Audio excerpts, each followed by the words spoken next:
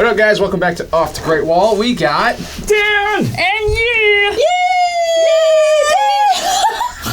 back. No. Back again. Yeah. We are now coming into a larger family. Family. Correct. Dude. Correct. We have like 5 of us all together now. It's We're like, very exciting. We're like a full house. I'm so proud. That's awesome. Okay, so guys, great to have you here today. And what I want to talk about is a very sensational headline in the news. So a EU commissioner, the one from Germany, his name is Gunther Oettinger, was at a kind of a business dinner with German business people, and he was talking about the Chinese delegation that had visited Brussels. Mm-hmm. And he called them slotted eyes or slitted eyes, and also sly dogs.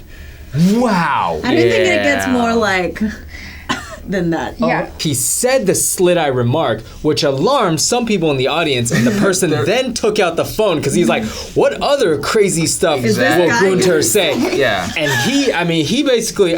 he said some crazy stuff. Everyone now are basically like, yo, this guy is not fit to be a major leader of the EU. This is like, okay, so the European Commission is the legislative body of the EU, and he's representing Germany, which is in many ways the political and financial leader of the EU, right? And Wouldn't you question it if he just makes like careless remarks like this? First of all, he hasn't apologized. Okay. No, he's played it cool. He like, even defended what he said. Himself, He said, I actually didn't mean to offend anyone, and it was just like whatever. Sorry. What? Yeah. Okay, so that makes it okay. Like, because if you're in charge of like things like commerce or something like that, you're dealing with people of all races, all ethnicities. Mm-hmm. These are very derogatory things that he said. Extremely.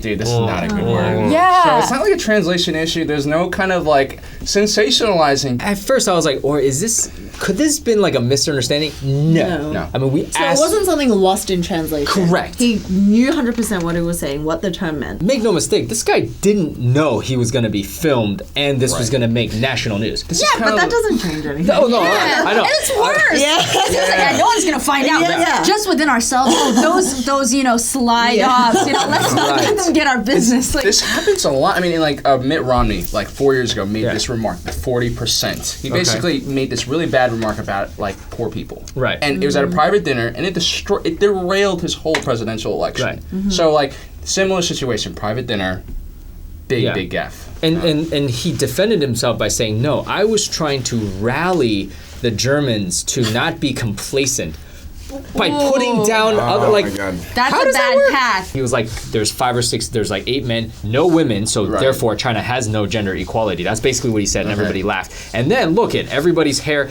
Look, I'm all for criticizing where criticism is due. Okay, Right. the Chinese government is not they do a lot of shady things, just like everywhere else in the world, but doing this is not criticizing, is not constructive criticism. It's just simply like just Putting showing that someone you're down. bigoted. That's just mean. Guys, it's racist. It's racist.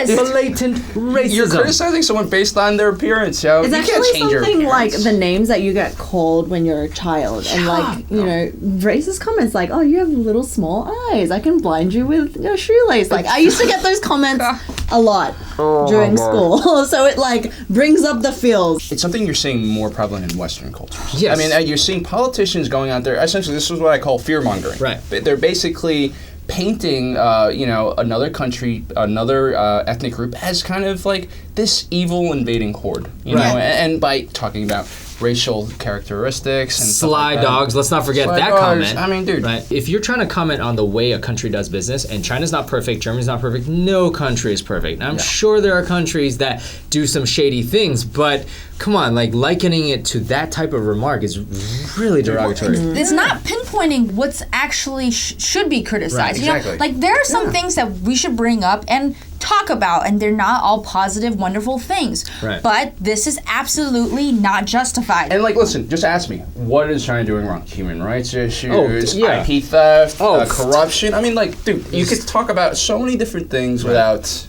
mentioning being race. that in an era of globalization, let's just say, like, isn't the goal to be like we're all together, Unified. unified? Isn't that the idea of the EU? I'm not gonna say everyone's racist, but like, I mean, coming from a Chinese family, sometimes people can be racist behind closed doors, you know? And you're like, that's wrong. Don't say that, you know? You try to raise awareness and you try to make people change fundamentally to get rid of prejudices towards other people, right? And I feel like number one is just don't do that at a public situation. That should be number one. Number two, don't do it behind doors. Number three, completely change your mind. Like, it's one step at a time. I just can't believe that in 2016 somebody is still But I think a lot of it is just ignorance. Yeah. You know, they don't think it's going to affect people the way it does, and so he just like says it. I disagree with that, actually. Really? You think he's blatantly racist? He's blatant. He knows the crowd he's pandering to. And he knows this is what will inspire them. He drew some cheers and applauses, but it's not like everyone's like standing there like, yeah, down with those, you know, slit-eyed sly dogs. Like, people were like, whoa. That escalated. Exactly. Whoa. At first the speech started on I feel like everyone making a speech should like know that it's possible that it's going to be everywhere. That's so true. In our day. That's another thing too. And the other thing I want to bring up is kind of along the lines of what you were saying. In this day and age, 2016, I feel like, I don't know how you guys feel, but there's a double standard when it comes to racism, and I've talked about this before, when it comes to blatant racism toward Asians and toward anyone else. Okay, because like, this guy, for him, first of all, not to apologize, not to even think he did anything wrong, and to basically sweep these comments under a rug and even defend himself.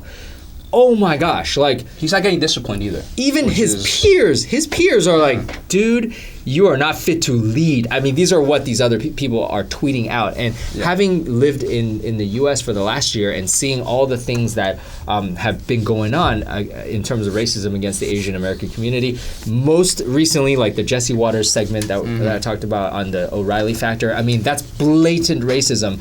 And here it is again. Why are we still seeing this? Let's just say, like, some stereotypes about Asians are that we are, like, not very individualistic people, you know, and we kind of don't want drama. We don't look for drama. We don't kind of create problems, you know, like, if anything, a lot of Asians just aren't involved in, like, activism. I mean, especially your older generations, like your parents, my parents, I couldn't see them, I could see them saying this, Alan, just keep your head down, you know, keep your head down, don't make a fuss, just deal with it, because in a way, it's good because it's like focus on your own self. Don't look at other people hating and like trying to bring you down. Focus on yourself. Just do you. But on the other hand, we have a problem. It's like racism. What is it? Like a lot of it is cultural norms. If you start calling Asians like slanted eyes names, and you've seen a politician do it, what happens? People are like, oh, this is a normal thing. He's a politician. I mean, you got to listen to him somehow. So we need to stand up and start talking about these issues. Well, I feel like the 2016 has been the year for that, you know, with Constance Wu, with all the whitewashing, everything that's happened. I feel like the American Asian community is really starting to come out and trying to make a voice for themselves. And I think that's really important. And what I think is really problematic is that actually because it's already like an uphill battle. Like you guys have been mentioning, you know, we've been taught since we were little to, don't bring trouble up on yourself. You know, my mom's always told me, we don't need a hero in this household. We just want somebody who's like quiet and we just want a happy family ourselves. Don't bring any attention to us, to just like live your life.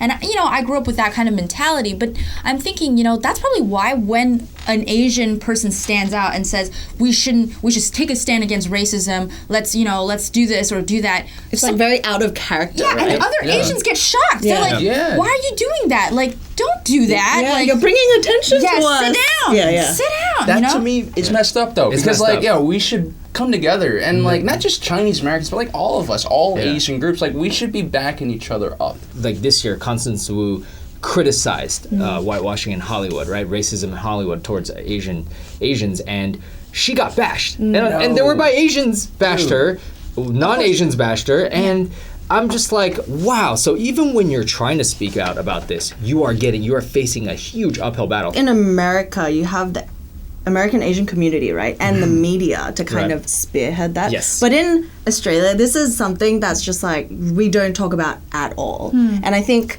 Constance Wu actually raised a really like interesting point. The role models, you know, we have no one to grow up watching like, oh, I want to be like that. And especially in Australia, there's no like entertainment community, especially like in America you do in a way. When I was in like school, I got called like slit eyes. I think we all have at some point. Yeah. Racism should not. It's horrible. It's horrible. So, and I do feel like there's a double standard right now, and it's slowly, really slowly, like this huge uphill battle. But at least it's being waged. Whereas before, like you guys were saying, unheard of. Racism towards Asians in particular, I think that it is kind of a double standard almost, because people have gotten away with it, and I think that that's wrong. I think that racism towards anybody is wrong, and I think that one is not worse than the other, because sometimes I feel like there's criticism for Asian activists who stand up against racism, because they're like,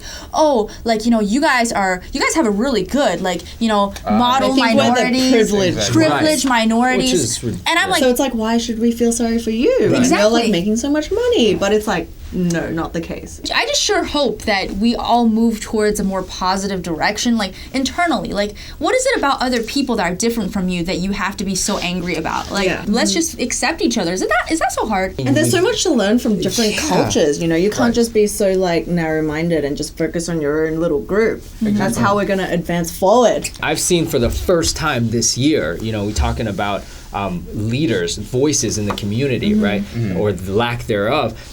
First time, I've seen Congress people, not just Asians, definitely spearheaded by Asians, but also non-Asians who, took to the streets to protest in New York City that very racist Jesse Waters video. If you haven't seen it, just look it up on YouTube. So that's the first time I've seen on a congressional level, representative level of action. And I think that it's getting there. The thing is, why are they doing this? I mean, let's be honest. Congress people, they're out for votes. And how do we get Congress people to care about what we want? By caring. By voting. By being out there, being active. I do think there's something to be said about the Asian mentality of like letting some things go. I think it's important to speak out about certain issues, but not but then harbor resentment. Pick your battles. Yeah. And also just not be so angry about everything.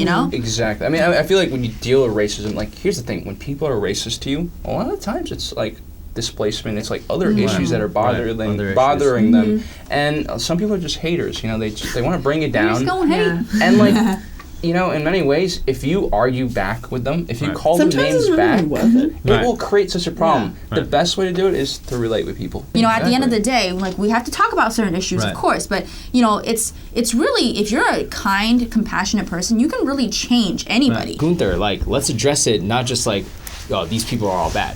Or you're bad. You're terrible for saying that, which he is for now. But perhaps, a lot of people think like him, but don't say it. And how can we change the minds of those people? Well, by showing them how wonderful we are. Because they're people too. They're products of the environment and experiences they have. If you give them a good experience, it can change their mind. Yeah, I don't hate you, Gunther. And a lot Chinese people's eyes are so different, and there's some are big, some are small. We all got different. Exactly. Size eyes. Yeah. And we love it. We embrace it. Yeah, so guys, we want to know what you guys think about this. Any problems you guys are dealing with, like about racism in your own personal daily lives. I think this is a good forum for us to talk about this. Because you're not alone. I feel like when I was growing up, I felt alone. Like this was only happening to me. I couldn't share about it with my other friends. We're here for you.